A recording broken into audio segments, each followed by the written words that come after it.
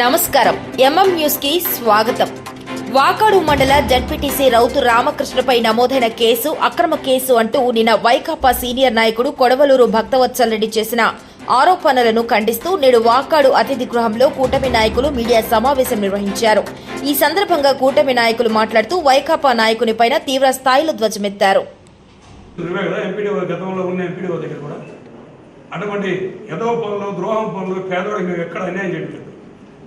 రాజకీయమే. పేదవాడికి చెందాల్సిందే.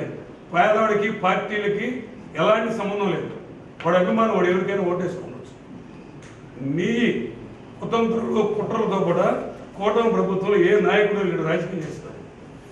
నువ్వు పైకి మాత్రం నటిస్తూ పెద్ద మనిషి తరహాలో ఉండి ఎవరిని కలబెట్టాలా, ఎవరిని ఎక్కడ దొక్కాలో అదే సంస్కృతిని ఇంకా కొనసాగించాలంటే నీ తరం కాదు, అయిపోయింది. అది ఏపీఓ మీద కూడా మీకు ఎందుకు కక్షపూరితాలు అంటే ఇప్పుడు బాలెడి బాలం కానీ ప్లస్ అది జమీన్ కొత్త ఎక్కడ చెప్తున్నారు గంగలపాలెంలో మీరు కొంత ల్యాండ్ ఆక్రమించుకుంటారు. గంగలపాలెం రైతులు కానీ ప్లస్ బాలెడి బాలం వాళ్ళు కానీ ఎంఆర్ఓకి వాళ్ళకి అర్జీ ఇచ్చి దాన్ని ఆ గుంట సవరం చేస్తుంటే దాన్ని బయట పెరిగి దాంట్లో ఉపాధి హామీ పెట్టారు. అది కూడా మీకు ఒక కక్ష ఉంది అధికారుల మీద. మరి ఇంకా నా మాట చుట్టుబాటు కాలేదు. నా ఊళ్ళో చూస్తే సొంత పని పెట్టారు, నేను వద్దంటే ఈరోజు నా ఊళ్ళోనే ఇది పెట్టారు, ఉపాధి హామీ పని పెట్టారు. అంటే పేదవాడికి ప్రభుత్వ ఉపాధి హామీ పని పెట్టకుండా ఒరిజినల్ పట్టాలని పెడతారా? అది మీరు గుర్తుంచుకోండి. మీరు అడిగిన ఒకసారి ఏమైనా మీకు ఆ విషయం తెలియదా? అందువల్ల మీరు అధికారులు పెట్టుకోండి. అదేమంటే ఎంపీడీఓకి తెలుగుదేశం పార్టీ అధ్యక్షుడు కూర్చొని కేసు కట్టించారు. ఎంపీడీఓని ఎస్ఐ గారు పోయి విచారిస్తారని మా తెలియదు. మేమేదో మా పని కోసం మేము వచ్చాం. ఏదో డాన్సర్స్ అయి ఉన్నాయంటే ఎవరు పోతున్నారు ఏంది, మాకు ఏఎన్ పోస్టే లేదంటున్నారు కొండూరికి, ఎందుకు లేదు, నాకు ఆ కాగితం కావాలని వివరాలు అడిగేదని. ఆ సమయానికి ఎస్ఐ గారు వచ్చారు. సరే వాళ్ళు ఏదో మాట్లాడకుండా నేను ఎడగా పంపించాను. అంటే వాళ్ళు ఏదో మాట్లాడుకుంటూ మన దగ్గర ఉండకూడదు. దాన్ని కూడా మీరు పుస్తకంలో చూపిస్తున్నారు. మీతో కూడా క్రిమినల్ మెంటాలిటీ అయితే మాకు లేదు. మీరు మళ్ళీ ఇసుకల గురించి మాట్లాడారు. ఇప్పుడు తెలుగుదేశంలో ఏదో అవినీతి జరిగిపోతుంది, ఇసుక మొత్తం ఎవరంటే వాళ్ళు దొలేస్తారు, ఇంకోటి దొలేస్తారు. ఇసుక ఎక్కడా లేదు. గొడవ పోతే ఈరోజు 10 రూపాయలు ఏ పేదోడైనా ఆడ లోడింగ్ ఖర్చు కడితే నీ ఇంటికి వచ్చి చేస్తుంది. అది సొంత బండి ఉంటే సొంత బండిలో పోసుకొని పోతాడు, బాడుగైతే బాడుగు ఇస్తాడు. అదేం అక్రమం కదా? మీతో కూడా ఏడు నుంచి ఎక్కడో డంపింగ్లు చేసి ఒక ట్రాక్టర్ని 10,000కి 5,000కి అమ్మలా. మీరు ఇక్కడ అదేదో కూడా కొండాపురం దగ్గర ఇక్కడ ఇసుకెత్తి అన్ని డంపింగ్లు చేసి అమ్మినా మీరు దగ్గరలో మీ బారెడిపాలెం దగ్గర రాత్రుల్లో మీ హై స్కూల్ వెనక నుంచి మీ పర్మిషన్తో తమ్మిడిపట్నం దాకా ఇసుకుపోయింది అందరికీ తెలుసు. మీకు గతంలో ఉన్న నరసింహరావు ఎంఆర్ఓ గారికి వాళ్ళందరికీ కూడా, ఎందుకంటే ఎంపీడీఓ మీ చేతిలో మనిషి, ఎంపీడీ మీరు దూరంగా నేను చూసుకుంటాను. అతను ఒప్పుకోలే. అతని మీద మీరు కక్ష కట్టారే, అతన్ని ఇబ్బంది పెట్టారే, అది ఎవరికి తెలియదా? మీరు తూపుల చెరువుకి అది జేపీ నిధులతో వర్క్ వచ్చి ఉంటే ఆ సాగు పెట్టుకొని మరి డంపింగ్ చేశారు. మరి పక్కన ఏరుంది, మీరు అభివృద్ధి పనులకు మేము ఇసుకతోలేమన్నాం. అభివృద్ధి పనులకంటే డంపింగ్ చేస్తారా? డంపింగ్ చేశారు. మీరు టిప్పర్లతో ఎత్తారా? ఎవరికి తెలవదు, సత్యమై ఎవరికి తెలవదా? మీరు చేయలేదా? సిపి ఆచరి మీరు కాంట్రాక్ట్ తీసుకుంటే సిపి ఆచరికి ఎక్కడి నుంచి తోలేరు? అదే పన్నెండు నుంచి తోలేరు ఇసుక. అది మరి ఇల్లేగలా? మరి ఈరోజు కూటమి నేతలు ఇసుకను అక్రమంగా తోలుతారు, మట్టి అక్రమం ఎక్కడ తోలుతారు నిరూపించు. ఇదిగో పలానా చెరువులో పలానా దగ్గర నుంచి మట్టి తోలేరు అక్రమంగా, లేదు సోర్ణ మిగులు ఎక్కడి నుంచి చెన్నైకో లేదా ఇంకో దగ్గరికి ఇసుక అమ్ముతున్నారు అని నిరూపించు. ఈ రోజే మేము ఎమ్మెల్యే గారి దృష్టికి తీసుకొని పోయి అధికారుల దృష్టికి తీసుకుపోయి ఆ తోలే వాళ్ళ బండ్లు కానీ అన్ని సీజ్ చేయించే బాధ్యత మా కూటమి ప్రభుత్వం. కాదు, మా కూటమి ప్రభుత్వం. మీతో కూడా మేము డంపింగ్లు చేయలే, మీరు తీసుకున్న కాంట్రాక్టులకే చేయలే, ఇంకో దగ్గర చేయలే. మరి మీరన్నీ ఇన్లీగల్గా చేసి ఈరోజు ఆ నిందల్ని కూటమి ప్రభుత్వం మీద వేయడం మీకు మంచిది కాదు. ఆ సంస్కృతి మేము చేయాలన్నా మా ఎమ్మెల్యే గారు కావచ్చు, మా అధిష్టానం కావచ్చు ఒప్పుకోరు. ఏ మాత్రం మీ మీడియాలో చిన్న బిట్టు వచ్చినా కూడా మరుసటి రోజు మేము వాళ్ళకి జవాబు చెప్పుకోవాలి, పార్టీకి కానీ ఎమ్మెల్యే గారికి కానీ. అందువల్ల ప్రతి నాయకుడు ఏం తప్పని కొత్తలో ఇటు చేశారు, చిలేపను నలిగిపోతారు చెప్పుకోలేక అయినా ఒప్పుకోవడం లేదు. అది మా పాలసీ. నీతి నిజాయితీగా పరిపాలన అందించాలంటే మా పాలసీ కానీ కూటమి ప్రభుత్వం పాలసీ కానీ. మీరు చేసిన అక్రమాలని ఇతర కూటమి ప్రభుత్వాల మీద నెట్టడం మంచి పద్ధతి కాదు. మీరు చేసే సంస్కృతిని మమ్మల్ని కూడా చేయమని ప్రోత్సహిస్తున్నట్టుంది మీకు చెప్పడం. మీరు చెప్పినారని మేము ప్రోత్సహించి మేము దాంట్లో ఆ గుంపులో దిగాలన్నా కూడా మా అధిష్టానం ఒప్పుకోదు. నేను మా ఎమ్మెల్యే గారు ముందు ఫోన్ చేసి ఈ మధ్య బండ్లు బాగా 2 బండ్లు పెడుతున్నా ఎవరో ఎస్సీ తోలుతున్నారంటే ఎస్ఐ గారు ఫోన్ చేసి బండ్లు తీసుకొని సీజ్ చేయమన్నారు. అది మా పార్టీ సిద్ధాంతం కానీ కూటమి ప్రభుత్వం సిద్ధాంతం కానీ. మరి మీరు ఒక్కరోజు కూడా బండ్లు సీజ్ చేయించలేదు. ఎందుకంటే మీరే ముందుకు ముద్దాయి, మీరు ఎందుకు చేస్తారు? మీరు అక్రమాల గురించి తప్పుడు కేసుల గురించి మీరు ప్రెస్ మీట్ ఇచ్చడం చాలా హాస్యాస్పదంగా ఉంది. అది మీ విజ్ఞప్తిగా వదిలేస్తున్నాం.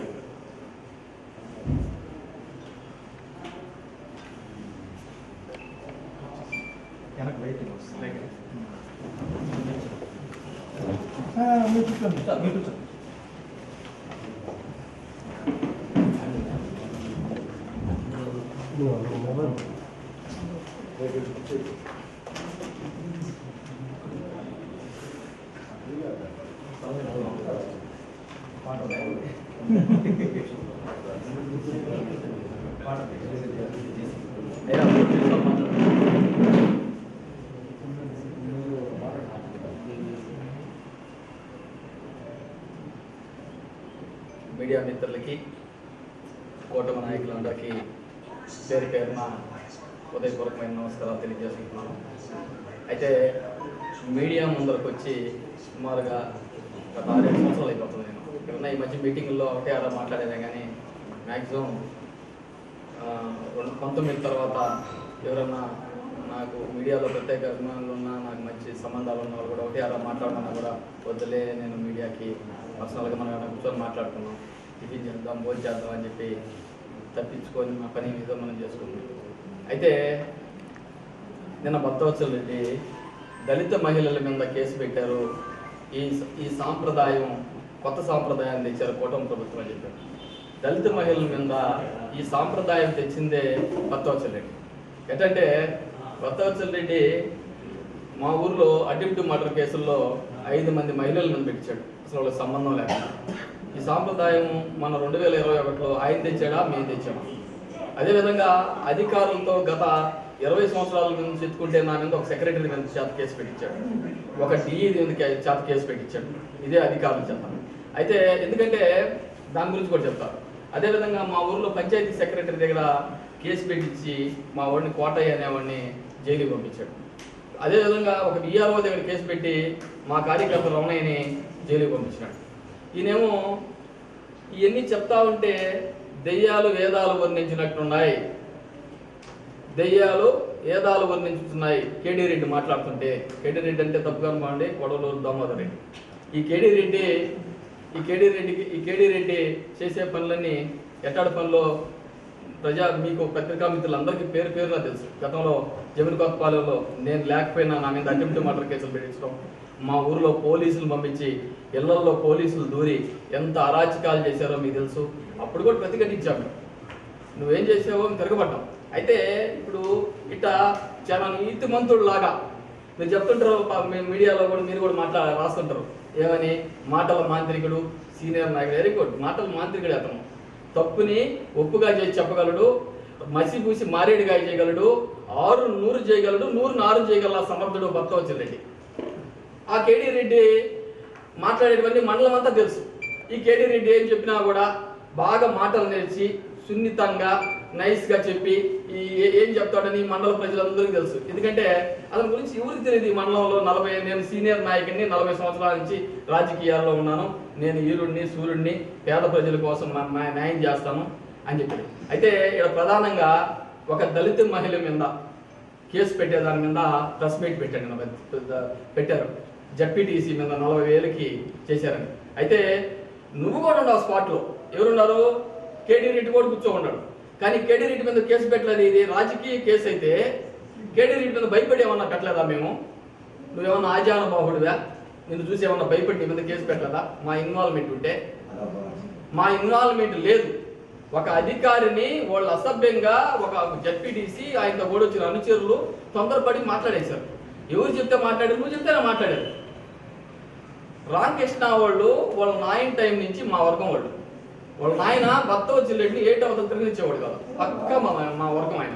అయితే రామకృష్ణ వచ్చి 2013లో వాళ్ళ అమ్మని పంచాయతీ సర్పంచ్గా పెట్టాలని వచ్చాడు. అయితే రామకృష్ణ ఒక కోరిక ఉండేది. నాకు చాలా మంచి మిత్రుడు. నాకు ఏం కోరుకునేదంటే ఒక్కసారన్నా మా ఈ ఊర్లో మా ఇంట్లో మా కుటుంబంలో సర్పంచ్ ఉండాలా అని. నేనేం చెప్పానంటే ఆ రోజు 2013లో ఇదే భక్తవత్సలరెడ్డి, నేను, దుర్గడ్డ దశరెడ్డి, ఇంకో శ్రీధర్ రెడ్డి కలిసి ఈ రామకృష్ణ వాళ్ళ అమ్మని మా మనిషి అయినా కూడా కొన్ని ప్రత్యేక పరిస్థితుల వల్ల అక్కడ నాకు లోకల్గా ఉన్న వెంకట సుబ్బారెడ్డితో చిన్న వివాదాల వల్ల రామకృష్ణ వాళ్ళ అమ్మని ఓడించాల్సిన పరిస్థితి అయింది. రామకృష్ణ వాళ్ళ అమ్మ బాధపడ్డది. నేను గెలవాలా, నేను 2006లో పంచాయతీ పోటీ చేసినప్పుడు నేను గెలవాలని దేవుణ్ణి మొక్కింది వాళ్ళ అమ్మ. ఆమెను చూస్తే గబుక్కుమనేది ఎప్పుడన్నా నేనే ఓడించాను, నేను గెలవాలని కోరుకున్నది ఒకప్పుడు అని. కానీ రాజకీయాల పరిస్థితులు ఆ విధంగా వచ్చాయి. ఆ రోజు చేయాల్సిన పరిస్థితి వచ్చింది. రామకృష్ణను ఓడించిన తర్వాత అతను ఏం చేస్తాడంటే వాళ్ళతో డబల్ గేమ్ ఆడుతూ ఉంటాడు. ఇప్పుడు తర్వాత ఈ ఎలక్షన్ ఎప్పుడైతే అయిపోయిందో నాకు శత్రువు అయిపోయాడు రామకృష్ణ. ఓడిపోయింది కదా, ప్రధాన పాత్ర నేను పోషించాను కాబట్టి అక్కడ శత్రువు అయిపోయి భక్తవత్సలరెడ్డితో కలిసి మా బాస్ అంటాడు. ఎవరు? రామకృష్ణ. ఇతనికి కుడిమిస్తే పండగ, అలపు సంతోష్ నాతో ఎవరు రెచ్చగొడుతూ తెచ్చిపోయి అధికారుల మీద కానీ వెళ్తారు, ఊళ్ళో వాళ్ళ మీద కానీ వెళ్తాడు. చదువుకున్నాడు అయితే చదువుకున్న ఉన్నత చదువులు చదువుకున్నా కూడా అది బై నేచర్ పుట్టుకతో వచ్చేది. నాకు కూడా ఎంత తొక్కు పెట్టినా ఒరిజినాలిటీ వచ్చేస్తూ ఉంటుంది బయట అప్పుడప్పుడు. అట రామకృష్ణ అని అనేక సార్లు పక్కలో పెట్టుకొని పొడిచింది మేమా నువ్వా? రామకృష్ణ మనస్సాక్షి తెలుసు. మరొనే చెప్పాడు ఇందాక, భక్తవత్సలరెడ్డి మనస్సాక్షి తెలుసు. అతను పోరాటం చేశాడు. బీజీఆర్లతో ఒక 4 ఎకరాల గ్రామానికి ఇప్పించి ప్లాట్లు ఇప్పించి ఇల్లు ఇప్పించాలని ప్రయత్నం చేశాడు. బీజీఆర్కి నువ్వు సపోర్ట్ చేసి రామకృష్ణకి ఎక్కడ మంచి పేరు వస్తుందనో నువ్వు పొడవలేదా అని అడుగుతున్నావు భక్తవత్సలరెడ్డి స్ట్రైట్ గా. ఇదే రామకృష్ణకి అనేక కేసుల్లో నువ్వు వ్యతిరేకంగా చేయలేదా అని అడుగుతున్నా. ఇదే రామకృష్ణకి నిన్న నువ్వు అదే స్పాట్ లో ఉండి అదే ఏపీఓకి నువ్వేం చెప్పావు? వీళ్ళు మరీ ఓవర్ అయిపోయారమ్మా, అసభ్యంగా మాట్లాడారు నిన్ను, వీళ్ళ కరం అనుభవిస్తారు, పరోక్షంగా మనం ప్రోత్సహించింది నువ్వు కదా అని అడుగుతున్నా. భక్తవత్సలరెడ్డి ఏపీఓని ప్రోత్సహించింది నువ్వు కదా అని అడుగుతున్నా నేను.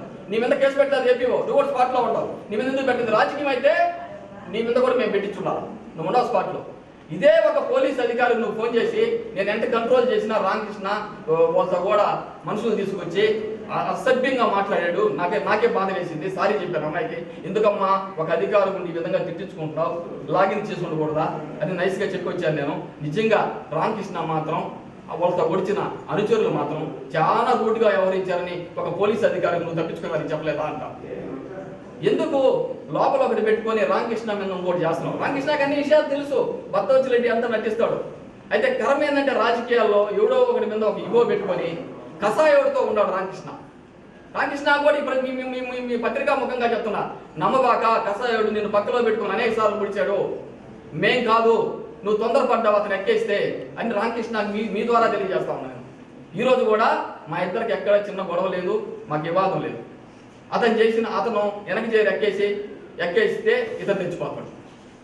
అతను పంచాయతీ సర్పంచ్ వాళ్ళ అమ్మ పోటీ పెట్టక ముందు నుంచి కూడా సర్పంచ్ వాళ్ళ ఇంట్లో ఒకసారి కావాలని, వాళ్ళ నాయన కానీ వాళ్ళ అమ్మ కానీ కావాలని నేను ఇంతకుముందు కూడా విలేకరులతో అనేక సార్లు చెప్పుంటా. అక్కడ ఎవరికైనా బాగలేకపోతేనో ఎవరన్నా ఇల్లు కట్టుకుంటానో 1000-2000 చేసేవాడు. ఎందుకంటే ఆ గ్రామానికి ఏదైనా చేసి మా ఇంట్లో ఒకసారి సర్పంచ్ కావాలని. అయితే విలేకరులతో కూడా కొన్నిసార్లు రూడ్గా వ్యవహరించుంటాడు ఎవరు? రామకృష్ణ. ఎందుకంటే ఆవేశపరుడు. అతను తొందరపడి మాట్లాడతాడు, మళ్ళీ బాధపడతాడు, మళ్ళీ వచ్చి సారీ చెప్తాడు, అడ్జస్ట్ చేస్తాడు. అతను మనస్తత్వం అది. అతన్ని బాగా వాడాడు ఫైనాన్షియల్గా, ఆ రాజకీయంగా అనేక సార్లు పురుషోత్తం మీద ఎక్కేయాలని ట్రై చేశాడు. కానీ తెలుగు గలవాడు అవకాశంలో. కానీ నా మాటకి ఎప్పుడు రాలేదు. ఈ రోజు కూడా ఏమైనా కనబడితే మేము మాట్లాడుకుంటాం. ఈ రోజు ఈ కేసు ప్రధానంగా రామకృష్ణ మీద అనుచరుల మీద కట్టాడంటే నువ్వు ఒక పోలీస్ అధికారిని, ఒక ఎఫ్ఈఓని నువ్వు పరోక్షంగా ఎంటర్టైన్ చేసి రామకృష్ణ మీద కేసు కట్టి అది మా మీద తోయాలనుకుంటావా? బుడత మా మీద వేసి కట్టుకోండి అనుకుంటావా అంటావా? భక్తవత్సలరెడ్డి, కేడి రెడ్డి చెప్పు, ఏ తమాషా పడుతున్నావు నువ్వు? ఎన్ని రోజుల నుంచి నువ్వు ఈ విధంగా రాజకీయాలు చేస్తే ఎన్నిసార్లు గమనింటారు? ఈ మండలంలో నీ గురించి ఎవరికి తెలీదు? నువ్వు నీతి, నిజాయితీ, నిబద్ధత, క్రమశిక్షణ గల రాజకీయాలు చేస్తానని చెప్తావా? ఏ కుటుంబం అయితే నిన్ను పెంచిందో, ఏ కుటుంబం వల్ల అయితే నువ్వు రాజకీయ నాయకుడు ఆ కుటుంబం మీద గ్రూపులు కట్టలేదా నువ్వు 19 నుంచి 24 దాకా? ఏ స్నేహితుడైతే నీతో ఉన్నాడో, ఎవడైతే నిన్ను నమ్మారో, అదే వాళ్ళ నాయనకి సొసైటీలో వాళ్ళ నాయన మీద నువ్వు పరోక్షంగా నువ్వు ప్రెసిడెంట్ అయ్యి ఎన్నుకోటు పడవలేదా? ఇదా నీతి? అదా నిజాయితీ? ఇదా క్రమశిక్షణ? బాలిడిపాలెంలో నన్ను ఎనామనస్ చెయ్యి, నేను ఉప సర్పంచ్ వాళ్ళకి ఇస్తానని చెప్పి నువ్వు బతులాడితే నేను పోయి కూర్చొని కాస్తే ఈ రమణ ఉప సర్పంచ్ చేస్తానంటే అంతా అయిపోయిన తర్వాత ఉప సర్పంచ్ ఎగ్గొట్టలేదా? ఇదే నీ నిజాయితీ? నీ నిబద్ధత ఏంది? ముగ్గురిని ఎంటర్టైన్ చేసావు, ఎంపీపీగా నువ్వు అని చెప్పావు. లాస్ట్లో నీ ప్రాణ స్నేహితుడు నీకే నీకు కాకుండా ఎవరు లేదని చంద్రబాబు రెడ్డి నువ్వు మోసం చేయలేదా? ఇంకో మిత్రుడిని పక్కన పెట్టుకున్నావు, అతనికి నీ మీద కష్టం లేదా? ఈ మండలంలో గత 2019 నుంచి 2024 వరకు నువ్వు, నీ స్నేహితుడు, నీ ఆత్మీయుడు భాస్కర్ రెడ్డి మీరిద్దరు తప్పితే వైసీపీలు ఎవరన్నా బాగుపడ్డా? కోట్ల రూపాయల వర్కలు మీరే చేసుకున్నారు. మేము వర్కలు చేయం, మేము కాంట్రాక్టులు చేయం, మేము చిన్న రాజకీయాలు చేస్తాం, చిన్న నాయకులు మేము. నీతోటి అబద్ధాలు చెప్పలేము. మేము మనసులో ఏముందో బయట అదే వస్తుంది మాకు. ఎన్ని కేసులు పెట్టావు భర్తవచ్చి రెడ్డి మా మీద? నా మీద ఎస్సీ ఎస్టీ కేసులు పెట్టించలేదా?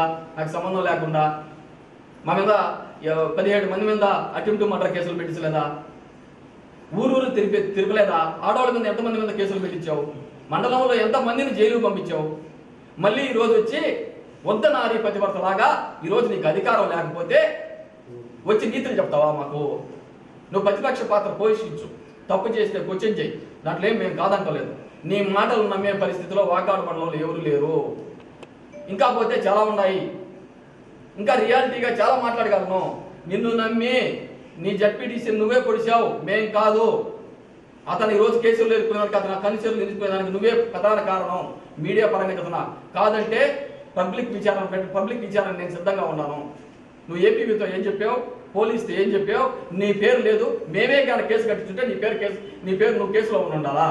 మీరందరూ ఆలోచించండి. మా ఇన్వాల్వ్మెంట్ ఉంటే మాకు ఎవరైనా శత్రువు ఉన్నాడంటే మాకైనా కూడా, మమ్మల్ని ఎవరైనా ఇబ్బంది పెట్టారంటే, గతంలో మమ్మల్ని రాజకీయంగా కేసుల పరంగా అనేక రకంగా ఇబ్బంది పెట్టారంటే భర్తవచ్చులంటే ఆయన పేరు ఉందా దాంట్లో? తప్పుడు కేసులు అంటాడు. నువ్వు చేసే పనులన్నీ మాకు ఆపాదిస్తావేం దయాలు కేడి రెడ్డి? ఏం తింటున్నావు నువ్వు కడుపుకి? ఆలోచించు. ఏదంటే అది మాట్లాడి తినేదానికి సిద్ధంగా లేవు. మంచి పద్ధతి కాదు. వయసు వచ్చింది నీకు, బుద్ధి రాలేదు. ఇంకేమైనా చేత కాకుండా మా మీద కానీ నిందలేస్తే పరిస్థితులు అనుకూలంగా ఉండవు, జాగ్రత్తగా ఉండని చెప్పి మీ మీడియా మిత్రంగా హెచ్చరిస్తున్నా భర్తవచ్చులండి. Thank you.